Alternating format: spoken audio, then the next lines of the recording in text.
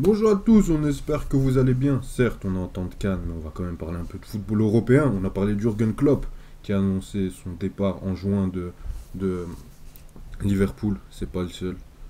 Un entraîneur qui a fait un parcours un peu moins glorieux, allez, grand comme celui de Jürgen Klopp, mais Xavi a annoncé son départ en juin du FC Barcelone. On va en parler aujourd'hui. On vous présente le sommaire. On va tout d'abord se demander est-ce qu'il faudrait le renvoyer euh, avant juin, parce que les résultats au Barça commencent à être de plus en plus décevants. Une élimination en Coupe du Roi, en Ligue des Champions on n'est pas très serein, et en Ligue 1 on voit que le Real est en train de mettre une vitesse pour le titre. Ensuite on verra quelle suite pour le FC Barcelone sans Xavi, quel coach prendre, ce qu'il y a des travaux à faire dans l'effectif, on en reparlera. Ah oui, pour Ribéry qui va arriver devant Casillas. Vas-y mon petit. Le premier but de Ribéry. Bon, Malik, on va commencer cette vidéo. Je te laisse commencer. Dis-nous, est-ce qu'il faudrait renvoyer Xavi avant juin, avant que lui-même parte? Alors, Xavi, qui préfère déjà annoncer qu'il part en juin, par peur de devoir se faire virer avant justement ou à la fin de la saison, il préfère partir sur ses termes à lui et que le Barça du coup lui laissera l'opportunité de finir parce que je pense lui-même c'est un fan du Barça de base, il a joué dans ce club et cette situation l'attriste et c'est pas normal. Mais moi, Ayoub, je voulais même qu'on en parle avant même qu'il fasse cette annonce. Ça fait quoi, 1 ou 2 semaines, on va être honnête avec vous qu'on pense à faire cette vidéo. Mais moi, je voulais une de mes questions quand on préparait cette vidéo, Ayoub, c'était en fonction du match contre Naples, Xavi dehors ou pas. Et j'ai même envie de le demander aux fans du Barça. S'il y a élimination contre Naples, on le vire. Non, ou bien on le garde, on fait quoi? Parce que là, son bilan en Europe, ce sera quoi? Et en Europa League, il est arrivé, il avait battu Galatasaray, ils étaient sortis en quart, si je me trompe plus, si je me trompe pas, pardon, ou en huitième ou en quart, je sais plus.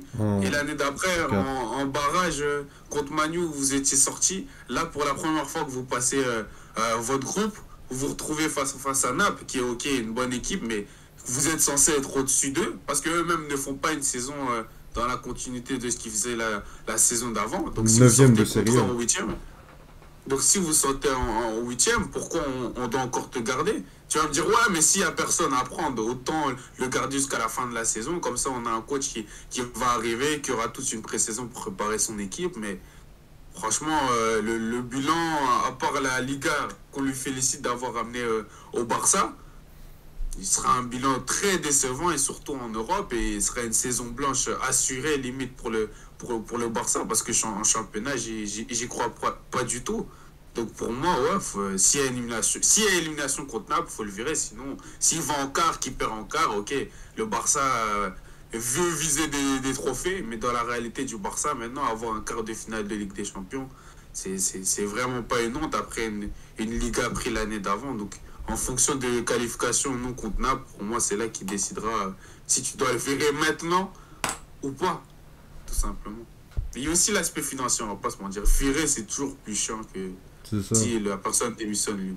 Surtout qu'on voit que le Barça a limite les mêmes budgets que le statut, donc non, mais plus sérieusement, moi j'ai envie de te poser une question avant de donner mon avis. Est-ce que tu es satisfait de son bilan, toi, sur ces 2 ans et demi? En fait, moi, je suis surtout déçu de cette saison. Je suis déçu de cette saison parce que j'ai l'impression qu'il a un effectif meilleur que celui de l'année d'avant. Et l'équipe a été pire. Vous allez me dire, ok, il y a Gavi qui s'est blessé. Oui, il y a Ter Stegen. Mais il y a pas que ça. Et même Balde qui s'est blessé, ça aide pas, c'est vrai. Mais quand tu as un Gündogan de City, qu'on s'était dit, ah voilà, c'est une pièce rajoutée dans leur milieu qui va leur faire du bien. Tu as un joueur Félix que tu arrives à avoir en prêt. Tu as un Cancelo, l'un des meilleurs backs dans le foot. Bah, tu peux t'attendre à mieux, tu dois t'attendre à mieux du Barça. C'est pas normal que Mais tu passes Malik, la meilleure défense. moi ça m'étonne pas. Parce que, désolé, je te coupais la parole, mais moi quand je vois Xavi, je vois pas Xavi comme un grand coach aujourd'hui en janvier 2024. Certes, c'est un beau coach qui a de belles compétences tactiques, mais pour moi, j'ai vu ce que j'attendais de Xavi au moment où il a signé au Barça. Bien sûr, j'espérais pour le Barça et pour Xavi qu'il fasse de belles choses, c'est une belle histoire, c'est une légende du club comme ça vient. Oui, donc je disais, Xavi c'est pas un Zidane, il n'y a pas le même charisme, il n'y a pas la même aura que tu vas transmettre avec les joueurs où ça veut plus être du lead, du management. Xavi c'est vraiment l'entraîneur qui veut apporter sa patte tactique, qui veut vraiment être l'un des descendants de Guardiola, mais pour moi il lui reste encore beaucoup de travail et beaucoup de chemin à faire. Parce que avant le Barça, il entraînait où? Au Qatar. Le saut Qatar-Barça était peut-être un peu trop pour un entraîneur en tout cas qui doit miser sur ses compétences tactiques et plus sur le côté tactique que sur le côté management où il va manager des grands joueurs. Donc au début on a vu des choses intéressantes du côté de Xavi. On a vu un Xavi qui tactiquement proposait de belles choses avec des joueurs. C'était pas les meilleurs joueurs, au début c'était Aubameyang, Adama Traoré, il y avait un milieu un peu bricolé. Donc là on avait apprécié ce côté-là de Xavi qui allait te montrer, c'était pas le football le plus spectaculaire qu'on a vu surtout dans un club comme le FC Barcelone, mais il savait proposer quelque chose avec des joueurs qui n'ont pas les meilleures qualités techniques. Donc c'était un entraîneur qui savait t'apporter quelque chose qui devait arriver au Barça pour te ramener le Barça d'un point A à un point B. Mais pour moi il a fait ça déjà l'année passée. Pour moi, son travail s'est arrêté l'année passée. Quand il a amélioré l'équipe, il a amélioré un peu le jeu, il a amélioré le système défensif. Justement, c'est quelque chose qui nous avait beaucoup étonné sur les qualités de Xavi tactiques. On ne s'attendait pas du tout à ça. Mais maintenant, Xavi, on l'a vu, que ce soit en Europe, dans le caractère, etc. Il n'est pas encore prêt pour manager une équipe, pour leader une équipe même si ça a été un joueur qui a connu ces niveaux-là en tant qu'entraîneur. Faire ça en tant qu'entraîneur, c'est un autre métier, c'est une autre dimension. Donc je pense pas qu'il est encore prêt pour emmener une équipe tout en haut, en Champions League ou même dans une course à la Liga face à un Real en très grande forme, pour amener cette pression quotidienne dans une sélection, dans son club ou en Les Europe. aléas de la CAN. Ouais, c'est ça, c'est à cause de la CAN. Mais donc voilà, donc moi je suis pas étonné. Moi il y a un truc que je voudrais qu'on mette plus en avant dans le foot, c'est qu'il y a un truc qui me saoule un peu, c'est quand on prend un entraîneur et on attend à chaque fois de l'essorer jusqu'au bout, de l'utiliser jusqu'à que ça va plus, jusqu'à que l'équipe marche plus et aller d'attendre de lui qu'il amène l'équipe le plus loin possible. Et puis quand ça va plus, ben, on le vire parce que ça fonctionne plus et puis on ramène un entraîneur parce qu'on veut des résultats tout de suite. Je pense que ça fonctionne pas comme ça. Je pense qu'il y a un projet. Il faut avoir un plan. Je pense que dans le plan de reconstruction du Barça, le Barça avait besoin d'un entraîneur comme Xavi, même si au début j'étais pas forcément le plus enthousiaste quant à son arrivée, mais je pense que ce Barça avait besoin de Xavi pour reconstruire le club, pour faire évoluer certains jeunes, pour faire évoluer l'équipe au niveau tactique, la remettre à un certain plan au niveau national, un peu à l'instar d'un Ole Gunnar Solskjaer à United. United avait besoin d'un Ole Gunnar Solskjaer à un moment, tactiquement, pour remettre les joueurs en place, au niveau de la mentalité, pour leur rappeler qu'ils sont dans un club qui a une histoire, qui a une institution qui est censée être très respectée par les joueurs. Et après, il faut ramener quelqu'un de plus compétent tactiquement déjà. Oui, Mayouk, tu fais l'élogieux. Tu fais l'élogieux là de Xavi, tu fais le défendeur des coachs. Non. Mais tu réponds pas à la question. Faut le virer ou pas du coup? Je vais y répondre, calme-toi. Moi, je te parle de son bilan en général parce que j'avais envie d'en parler. Après, c'est vrai que t'es... Non, c'est le patron, je peux pas lui parler comme ça, pardon, chef. Non, mais plus sérieusement, donc je pense que pour moi, déjà, un truc qui me dérange, c'est qu'on attend. Et oui, je te dis ça parce que je pense que là, on a attendu trop de Xavi par rapport à ses capacités en tant que coach. Je pense que coach doit encore faire que Xavi doit encore faire ses armes en tant que coach, on doit encore apprendre tactiquement, évoluer en termes de management, ça lui a fait une grande expérience, et je pense qu'il doit encore aller travailler dans un club où tactiquement il pourra plus se développer, et après revenir revenir dans un plus grand club, pourquoi pas revenir au Barça, mais là le Barça a besoin d'un entraîneur qui tactiquement a des meilleures ressources, parce que là défensivement ça commence à devenir de plus en plus limité du côté du FC Barcelone de Xavi. Pourtant l'année passée sur le titre c'était le point fort. Au milieu de terrain je vois de moins en moins de progression, je vois un système où tu sais, dès qu'on a retiré le carré de Xavi et dès qu'une équipe arrive à contrer ça, ben il n'y a plus rien.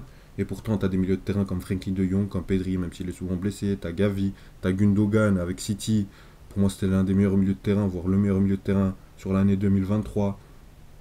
Et t'as Lewandowski, un 9 en point de fixation. Donc je pense qu'il avait quand même les armes pour continuer, mais je pense que lui n'est pas capable de faire ça. Donc maintenant, quant au fait de s'il faut le virer ou non, je pense que maintenant on doit attendre. Comme tu l'as dit, le huitième de finale face à Naples. Si tu sors, tu ramènes un nouveau coach qui pourra déjà impulser quelque chose de nouveau pour aller rafraîchir ce FC Barcelone et garder de l'espoir et de la motivation sur les joueurs pour pas les laisser faire une fin de saison où ils s'endorment, parce que tu sais jamais, même un top 4 ça peut te l'échapper quand on voit le classement actuel en Liga. Et en fin de saison allez, tu retravailleras, tu feras un mercato en conséquence et tu avanceras. Mais oui, bon, au vu de ce que tu dis, je rajoute vite fait de ce que tu dis avant qu'on passe à la seconde partie, mais justement, tu dis que tu n'aimes pas cette manie qu'on a dans le foot maintenant d'aller jusqu'au bout de ce qu'on peut du coach, mais tu ne penses pas justement, de vu de ce que tu dis, que cette saison, au-delà de Xavi, peut-être qui tactiquement ne l'aimait pas dans les meilleures conditions, beaucoup de joueurs sont décevants. Lewandowski est décevant. En défense, Auro, pour moi, c'est l'un des meilleurs défenseurs au monde. Pour l'instant, il est décevant. Est-ce que c'est réellement de la faute que de Xavi et on ne devrait pas lui faire confiance pour grandir avec le club au vu des ressources et dans laquelle situation est le Barça actuellement? Parce que le Barça, même en termes de ressources, comme tu le dis, ils ont limite le budget du statut en étant vulgaire. Donc on ne doit pas rester fixé sur lui faire confiance. Après, il a dit qu'il allait prendre sa démission. Donc donc voilà, en fonction des ressources qu'ont le Barça, la réalité dans laquelle est le Barça maintenant, qui n'est pas la réalité du Barça des Messi et Iniesta, tout simplement. Donc il ne faudrait pas essayer de le laisser grandir avec ce Barça-là, aussi mal que ça peut faire, aussi désastreux que ça peut être pour les fans du Barça, mais c'est la réalité du Barça aujourd'hui. Moi, je vois ça un peu comme la situation, enfin c'est pas du tout la même situation, mais je vois ça un peu comme Manu. Les fans de Manu doivent réaliser que la réalité du club, c'est ça maintenant, et qu'il faut rester avec Ten Hag et lui laisser le temps et croire en lui. Croire en lui pour qu'il change le processus et la culture du club. Klopp, on a fait une vidéo sur lui, merci Klopp, nanana. C'est pas ses premières saisons qu'on a eu ces Liverpool City dont on est tous fans. Mais est-ce que tu penses que Jürgen Klopp a les mêmes capacités techniques et management que Xavi? Ou est-ce que tu penses plutôt l'inverse? Non, sur ça, Jürgen Klopp, on a cru en lui. Jürgen Klopp, il y avait tout un projet de reconstruction. Déjà, à Liverpool, t'avais pas du tout les mêmes attentes qu'au Barça. Maintenant, le Barça, regarde, tu perds 2 matchs, c'était la fin du monde. Liverpool, on a laissé du temps à Jürgen Klopp et c'est pas du tout le même projet. T'avais un Liverpool qui était beaucoup plus bas. Ok, le Barça, t'avais encore Messi, t'avais encore Ter Stegen, ça va, on va se calmer. Comment on parle du Barça? Ok, c'est pas du tout le Barça des grandes années. T'avais encore un Suarez avant qu'il parte à l'Atlético qui marquait ses buts, t'avais un Koeman, t'avais encore Coutinho, t'avais encore Dembélé, t'avais encore des choses. C'est pas la même situation. Et t'as un Barça, c'est un club qui a un niveau d'exigence de par ses supporters beaucoup plus important. Le Barça, tu peux pas faire 2 ans comme ça. Donc je suis d'accord. Bien sûr que t'as des joueurs qui ont failli comme le Lewandowski. Après ça, est-ce que ça m'étonne? Non, t'as des limites, mais t'as un Xavi qui, Ferran Torres cette saison, il est bon. J'ai toujours pas vu un Ferran Torres exploser en termes de jeu. Rafinha, je le trouve toujours. Peut-être que c'est la faute des joueurs, mais t'as un entraîneur non plus qui n'a pas fait progresser ces joueurs-là. Je suis désolé, maintenant, défensivement, Araujo n'est pas bon. T'as encore Christensen et Koundé. Koundé, en termes de placement, les erreurs qu'il fait. Mais la première chose qu'on dit, c'est quand il y a une erreur défensive, souvent le premier à blâmer, c'est le coach. Encore que ton neuf, il est pas bon, ça ok, on peut l'expliquer. Mais les erreurs défensives qu'il y a, pourtant, t'as Cancelo, on l'a vu à City, au Bayern, etc. Il a toujours été bon, et même là, il a l'air épanoui, mais c'est pas suffisant. Et dès qu'il n'y a plus Joao Félix, qui était un peu la pièce maîtresse, qui était un peu, allé le Van der Frey que t'as mené au Barça, ben moi, je vois très peu de choses. Et surtout que c'est en termes d'adaptabilité tactique. Au début, Klopp, il est arrivé, il jouait en 4-2-3-1, il essayait plusieurs schémas, il a trouvé son schéma, il est parti. Il l'a fait, il était sûr de lui, ça fonctionnait. Xavi, il avait son carré, il a essayé de travailler un truc tactiquement. Dès que ça va plus, il n'y a plus rien. Donc je pense qu'il est limité tactiquement. Je pense qu'il faut ramener quelqu'un d'autre, faire un mercato. Tu as très bonne base au FC Barcelone. Des fois, les gens parlent de cet effectif-là comme si c'était un petit effectif. Pour moi, ils ont l'effectif d'un grand club. Je suis désolé, ils ont quand même Lewandowski. On peut faire les critiques qu'on veut. Ça reste quand même un œuf de haut niveau. Ils ont un jeune derrière qui pousse. Au milieu de terrain, ils ont Frenkie de Jong, Pedri, Gavi, Gundogan, Romeo. C'est suffisant quand même pour gagner la Liga, ou en tout cas jouer le titre jusqu'au bout. C'est suffisant pour faire au moins quart de finale de Ligue des Champions, sans avoir à balbutier en phase de poule face au FC Porto, face à Galatasaray, face à Manchester United qui est horrible. Donc je suis désolé, moi j'attends plus de Xavi.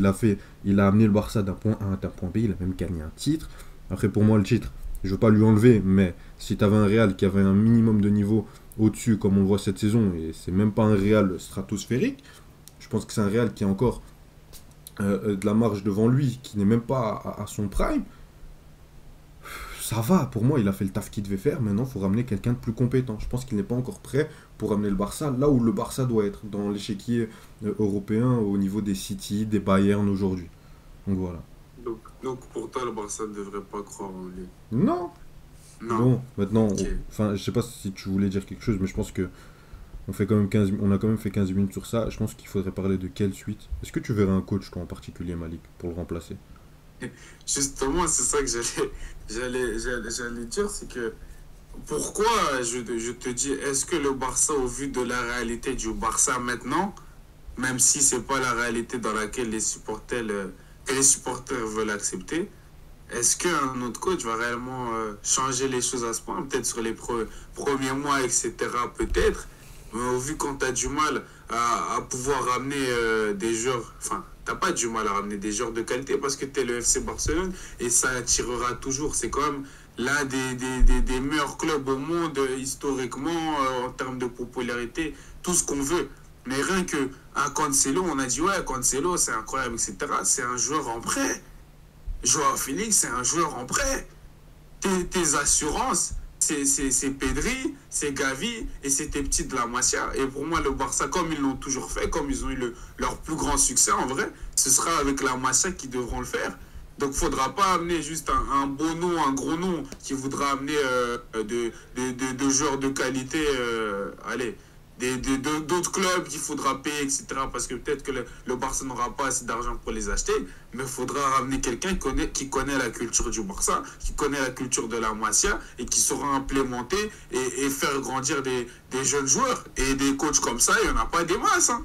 Il n'y en a pas des masses. Donc moi, franchement, j'ai peur pour le Barça. Et la suite et le coach qu'ils choisiront sera très important. Et je ne sais pas qui remplit cette case, à part Pep Guardiola. Et Pep Guardiola n'est pas proche de quitter City tout de suite. Hein. Donc à voir, et Xavi c'était quelqu'un de la maison, c'est peut-être pour ça que au début que ça a fonctionné d'une certaine manière, qu'il a pu gagner ce titre-là. Mais à part lui, enfin à part Pep, comme j'ai dit, je sais pas qui remplit cette case-là. Moi je pense à Thomas Tuchel, mais le problème de Thomas Tuchel, c'est qu'il a un ego comme ça et qu'il se remettra pas en question et que connaissant le FC Barcelone, dès qu'il y aura deux trois critiques de la part des journalistes après une ou deux défaites, il va péter un câble. Est-ce que allez, l'acclimatation avec Laporta va bien se passer? Mais sinon, moi, tactiquement, je pense que Tuchel peut amener le Barça plus haut. Je pense qu'en termes de management, ça peut le faire. Au début, Tuchel, je pense que c'est un entraîneur qui plaît beaucoup à ses joueurs. Après, le problème, c'est qu'il va faire une saison et la deuxième saison, ça va partir en vrille. Mais c'est surtout qu'il n'est pas libre, là, Yo. Toi, tu parles de l'aspect qu'il va se faire virer déjà, mais il n'est Mais, pas libre, là. mais je te parie ce que tu veux que je possède dans mon corps, que fin de saison, il est plus au Bayern de Munich et ils vont reprendre un vieux de la vieille, un Nagelsmann, un Hansi Flick. Je pense. Sinon, Nagelsmann, l'Euro, je sais pas s'il restera après. En vrai, il y a Jürgen Klopp, pourquoi pas. Et je pense qu'en termes tactiques et dans le management, ce serait bon. Mais est-ce que Jürgen Klopp le veut? Il a dit qu'il voulait une année sabbatique, donc je pense pas. Je pense pas. Mais c'est pour ça. Donc c'est pour ça que tu vois, tu dis des jolis noms, que ce soit Tourelle ou Jürgen Klopp. Je sens que dis Luis Enrique va nous lâcher pour le Barça. Ou je sais pas, peut-être. Si un Mikel Arteta parle d'Arsenal, je pense que tactiquement, aujourd'hui, il est meilleur que Xavi. Il a prouvé à Arsenal. Je sais pas. Bon, il y a Mourinho qui est libre. Non, ça, je pense pas.